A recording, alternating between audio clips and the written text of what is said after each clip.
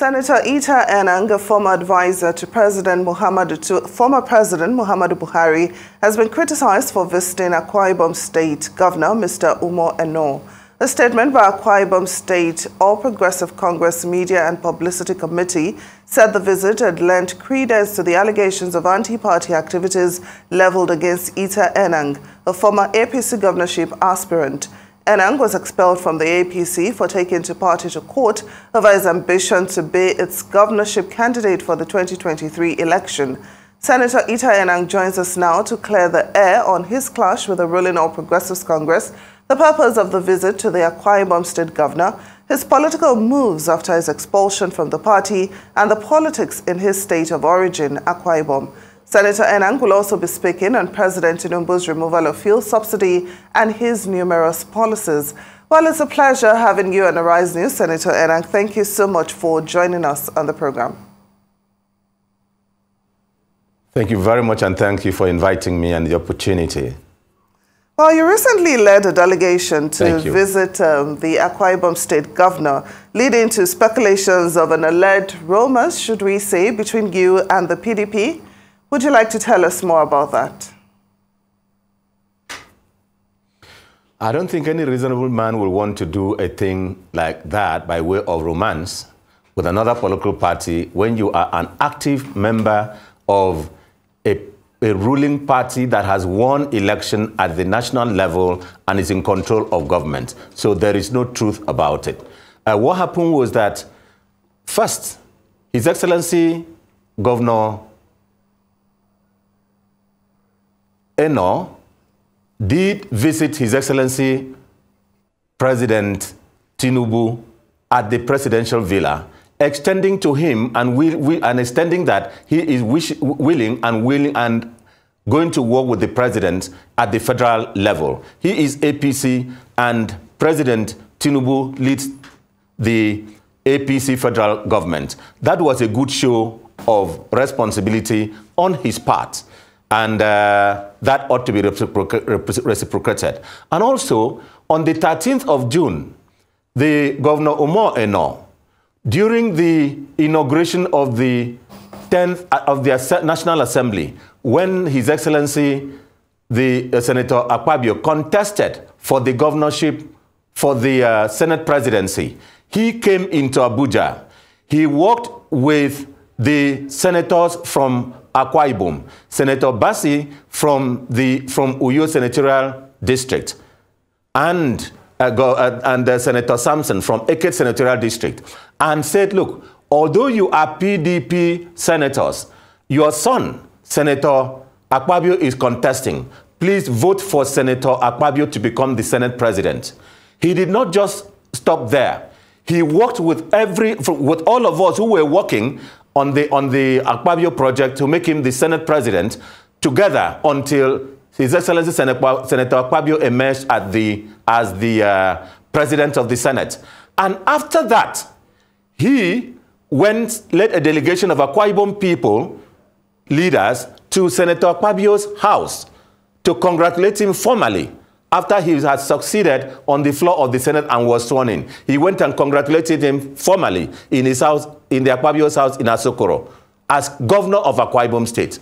Again, he left and he went with Governor Akpabio to the reception point where Akwa Ibom people and other people were gathered, and other supporters were gathered at Gusape Estate for his reception. The governor went there.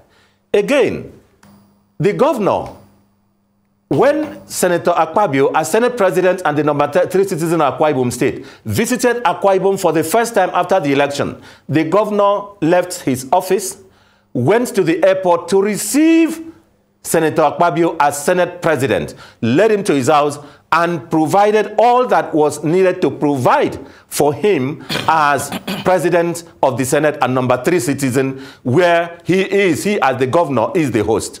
That level of brotherhood, show of political responsibility, show of handshake across the aisle deserves reciprocity.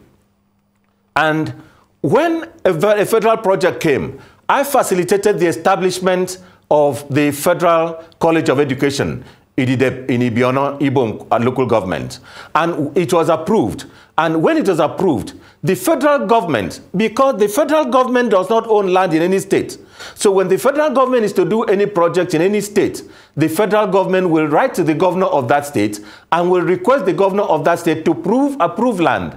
And the spot that I identified, which the Federal Ministry of Education approved, is Presbyterian Senior Science School, Ididep, in my local government. And incidentally, the school, the teacher training college that I attended for 5 years, I'm a trained teacher. I hold the teacher's grade 2 certificate first. So I'm a trained teacher. And that school is to be converted, is now to be converted to Federal College of Education. After it had failed to be a polytechnic, it had failed to be a federal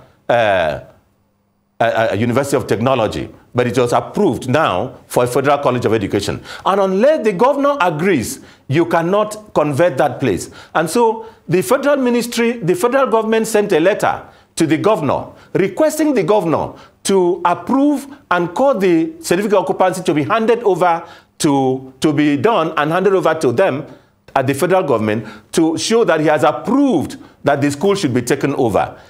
There is nothing you can do, even for agriculture or for any purpose, in any land, in any state, if the governor of that state does not approve.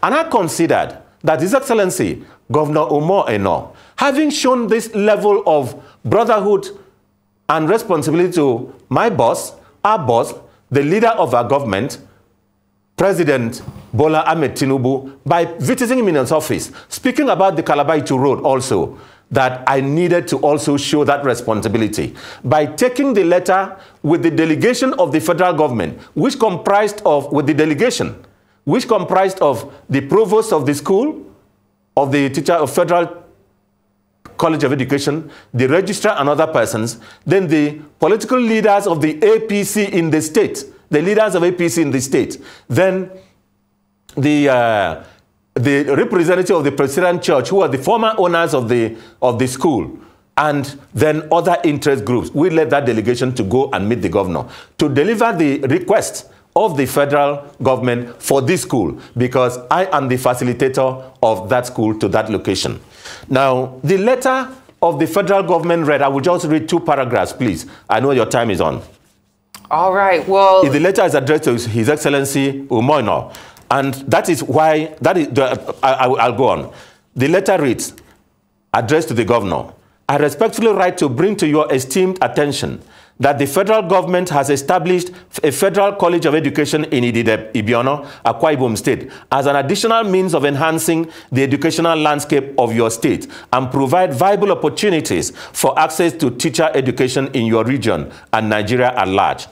It is my pleasure to inform you that Presbyterian Senior Science School, located in Ibiono, Akwa Ibom State, has been proposed by the initiator of this laudable effort. That is, I'm the initiator. As the site for this educational institution, the school's existing infrastructures and facilities made it an ideal choice for hosting the new institution and helped it getting the approval of President Muhammadu Buhari, Grand Commander of the Federal Republic. To ensure a successful establishment and smooth functioning of the college, I hereby request your support in assisting and ensuring that the necessary land documents and licenses of Presbyterian Senior Science School in Ididep, which was formerly a teacher training college, are handed over to the Federal Ministry of Education.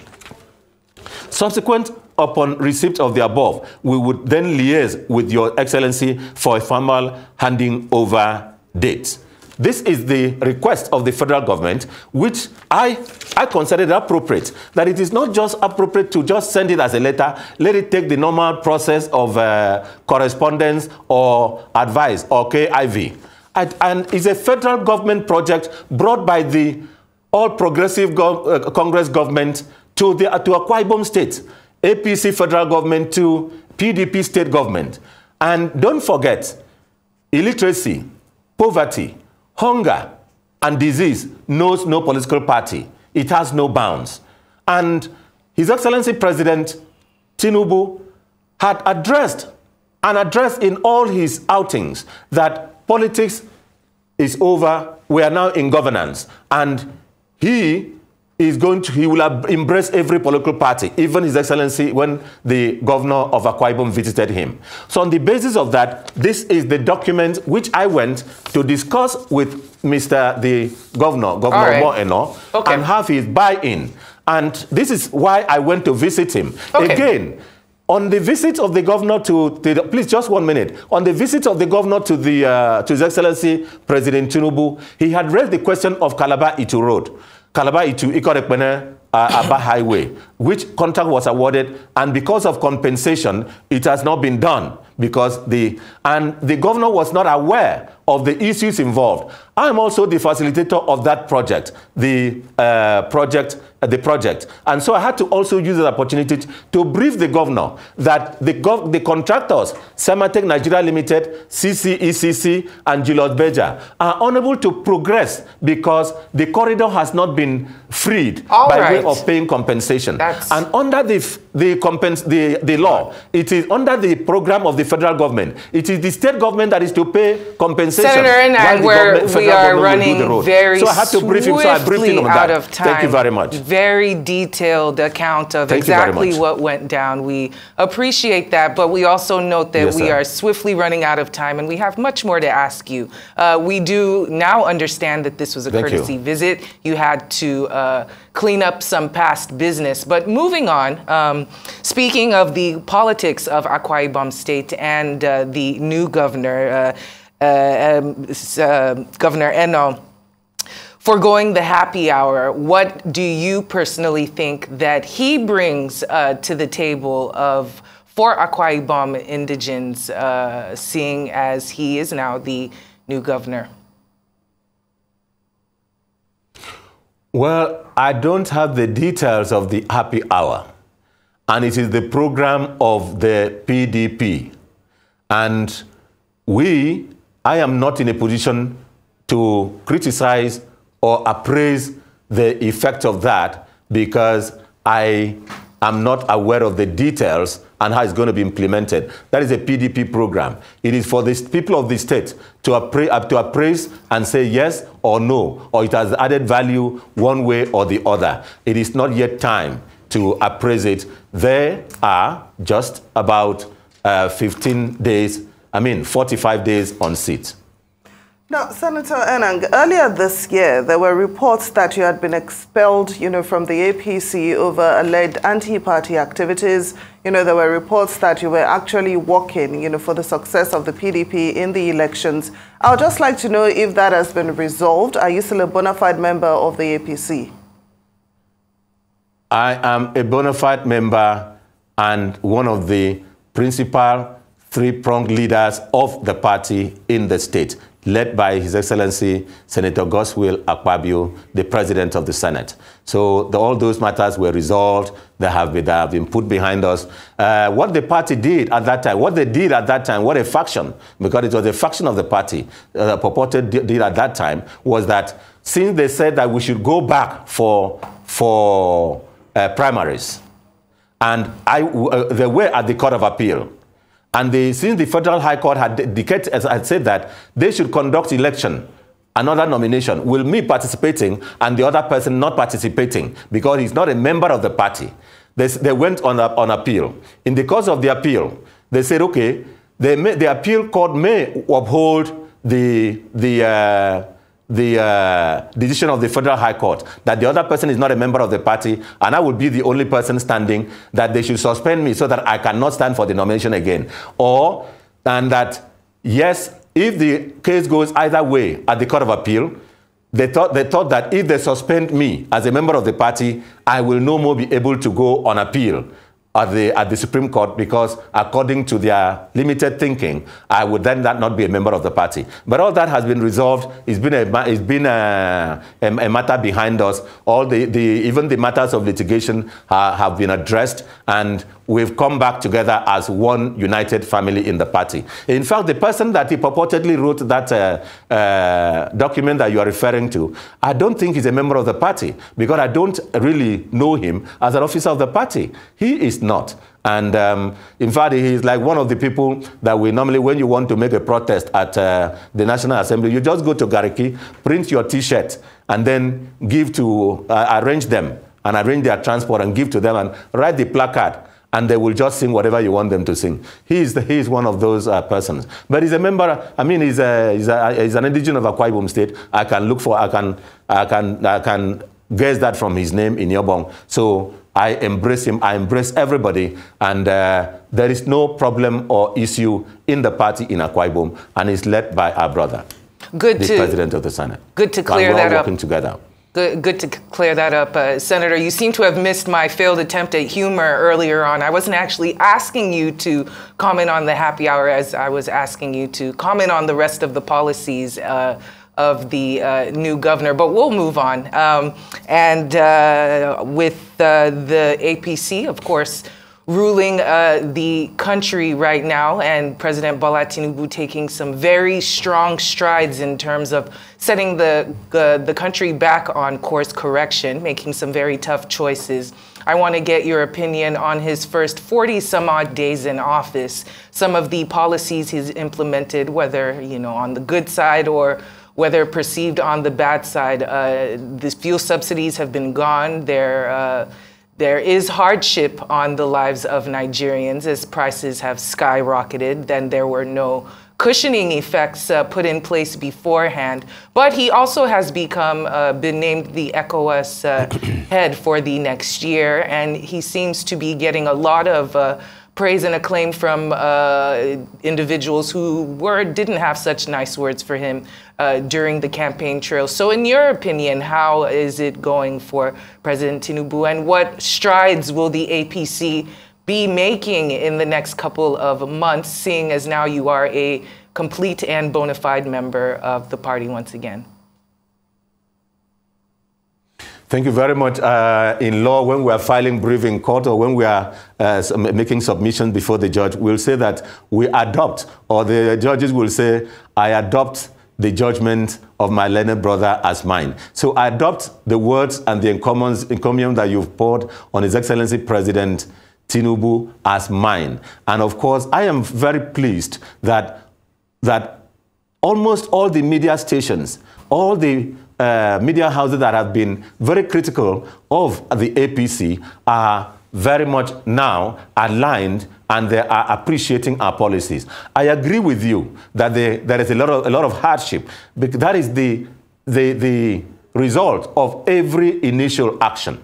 And in this, there are measures that have been put in place. You know, we're also discussing at the party level, at the level of some interest blocks who are making suggestions to the government on policy building. Now, I have a personal opinion on the question of the removal of subsidy, and it is the best thing. But then what we need to do to manage well is that we can only succeed managing subsidy removal well by starting domestic refining. Domestic refining, we have to mobilize the Dangote refinery is coming on stream, but there are local refineries that are refining now, which we are spending our money destroying them and destroying our environment and spending the money on the army and the security agencies instead of bringing this in together too. So we should try to adopt these local refineries and give them product to refine. They are prepared to pay. And I know that you are aware that I have been on this advocacy for many years now. Secondly, as advisor on Niger Delta, I had worked with some refineries and some interest groups outside Nigeria who own decommissioned and decommissioning refineries, because most countries who believe in zero carbon emission are decommissioning their refineries that are producing petrol for them. And so we worked on possibility of decommissioning and decoupling those refineries, small-scale refineries in those countries, and it will take just 30 days, decoupling and bringing it to Nigeria and installing it in Nigeria in small scale and manufacturing and then refining in 3 or 4 locations in each of the oil-producing states. That is there, and that was accepted. But NPC, because of their interest in importing refined product and making progress, will not agree to this approach. Thirdly, the approach that will have to be adopted is that the federal government will have to declare emergency on domestic refining and use the money that it has saved thus far. I understand we were spending 400 billion naira a month on subsidy. And I believe that by the 25th, 26th of this month, we would have saved about 800 billion naira from that subsidy. And the governors of the states are already angling for the money to be shared. I will urge His Excellency, Mr. President, and the Vice President that let them approach the National Economic Council with the kind of proposal that President Obasanjo did under the power emergency, that they should use this 800 billion naira, which have been saved in just 2 months, add to the $800 million, which the World Bank has given, or is said to have given, for the purpose of palliative, that they shouldn't apply any of these monies for palliative. That is not going to solve the problem. And then use and construct emergency refineries, emergency domestic small-scale refineries. Senator Enang, can I interrupt you? In each of these states. Can I interrupt you? You said they should not do palliatives. Instead, they should do emergency refineries. But what about Nigerians that are suffering? Nigerians that can hardly feed. Some cannot even afford 1 meal a day. People's businesses have crumbled. It's a terrible situation if you go out there on the streets to find out what Nigerians are going through. Is it the refineries that are priority now, or the survival of Nigerians that are affected by this harsh policy that the present government has undertaken? I want to apologize that I still stand my ground, that we don't need palliative now. Palliative will just be 1 meal or 2 meals or 3 meals in 1 or 2 or 3 days, and you return to the situation. But if you invest this money in these emergency small-scale refineries, if you invest it, that you will completely reverse the situation that is leading to the suffering of the people. I feel my tank. I'm not happy. Feeling tank, I used to feel it with 18, 19,000, with 67,000 naira. 67,000 naira to fill tank.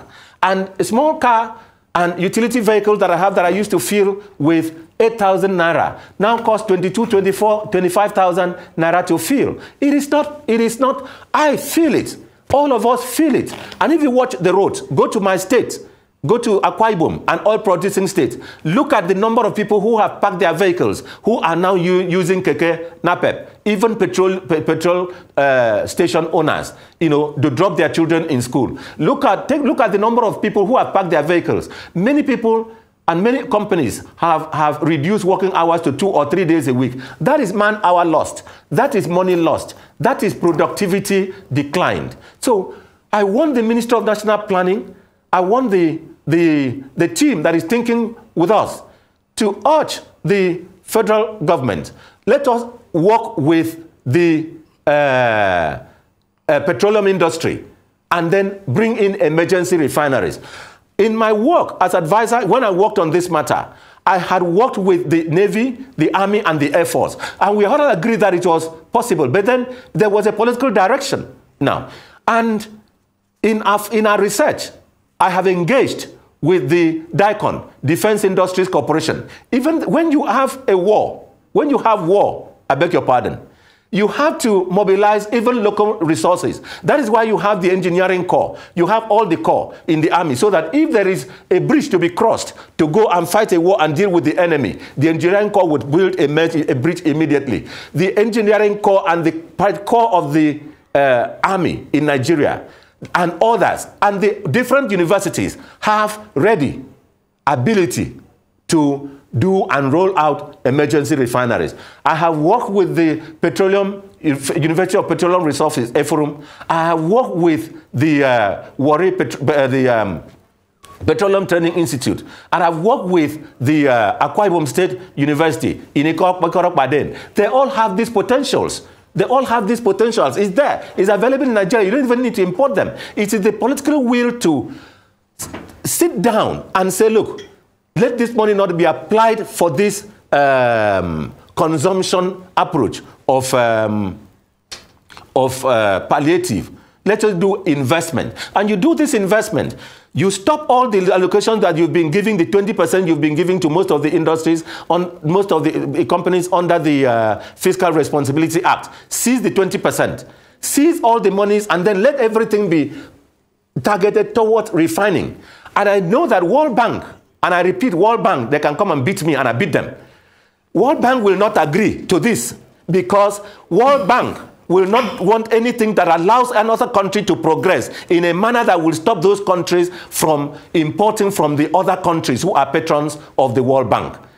We should not take the advice of World Bank in this matter. We should do what is good for Nigeria. And I know President Tinubu has the courage, has enough courage. He mustered the courage in Lagos and survived even when the PD government at that time descended on him. He survived as if he were a nation, as if Lagos was a nation. And he drove Lagos as if Lagos was facing war and terrorism and was able to rescue Lagos out. So I want him to, I'm praying him with the greatest respect to apply the same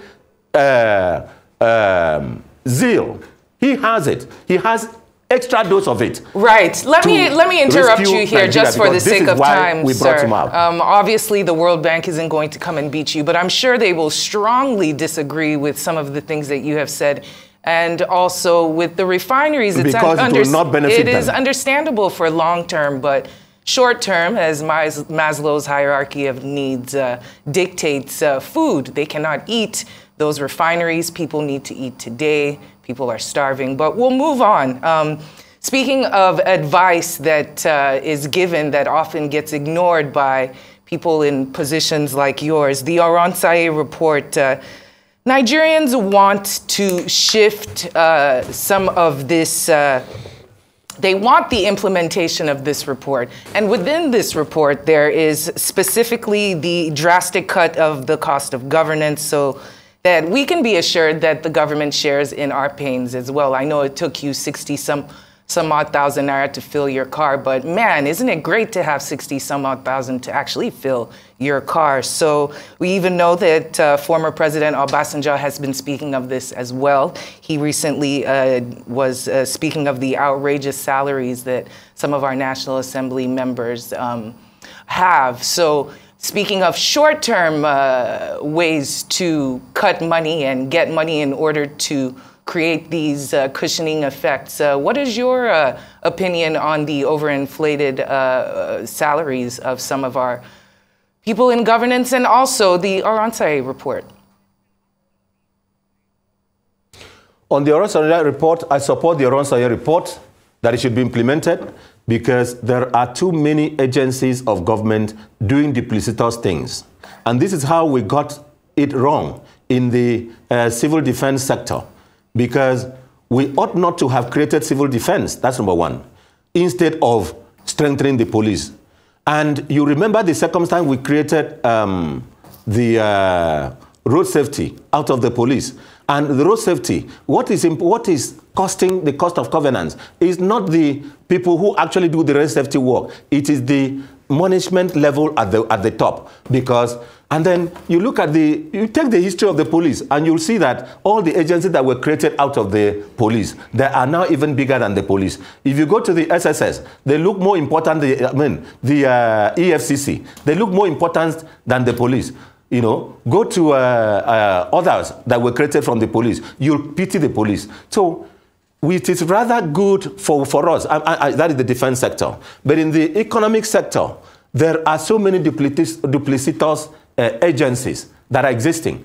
I go back a little. Why do you have the EFCC and then you have the ICPC? Of course, all Nigerians know that from the beginning, when this bill was introduced in the House, I was in the House of Representatives at that time, I opposed it to the beginning, the two of them, and I still oppose them.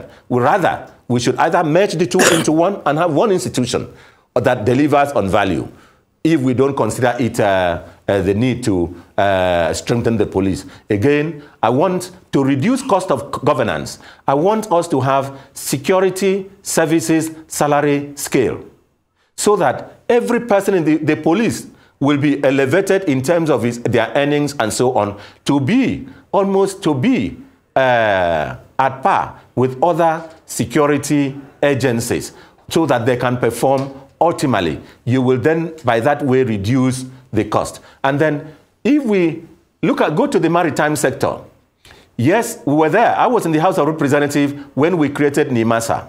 NIMASA at that time wasn't really necessary, with respect. I apologize to them, they're my friends, but it wasn't necessary. But somebody wanted to be something, and we created it, Then, now there is another agency we created, this agency we created out of EFCC, Financial Intelligence Unit. Why do we have Financial Intelligence Unit as an agency? We have EFCC, we have ICPC, whereas all Financial Intelligence was an agency or a unit in the EFCC, headed by Ostashono or something at that time. So we opposed it, but then we had to, because individuals needed to be elevated. But it's time for us to face reality. I want Mr. President to ensure, through the Office of the Secretary to Government, that in making appointment, he doesn't need to completely come out, dissolving these agencies. He should, the ones that he doesn't want to exist, not appoint people into it, 1. 2, send bills to the National Assembly to merge these agencies to form the kind of government that the kind of structures that he needs for activism. There are too many agencies in the Ministry of Agriculture. I had this disagreement from the House of Representatives when Dr. Abaruma was creating many agencies in the Ministry of Agriculture, followed by, I think, the present World Bank, African Development Bank, president of the African Development Bank. I'll post some of the policies in terms of creating agencies of government. In every department, they elevated it to an agency, appointed a director general. The same thing happened in water resources. The same thing happened in Ministry of Industries, now trade and investment. Almost each of the viable agencies, they will elevate into an agency under a law, perhaps to please some director who is about to retire and is not satisfied. So when they are created, they make that person a director general. So these are the kind of things that His Excellency President Tinubu will have to address in reducing cost of governance. Well, we would have loved you to talk about the rather inflated salaries and allowances of political office holders, but we are completely out of time. So on that note, Senator Enang, thank you so much for joining us on Newsday.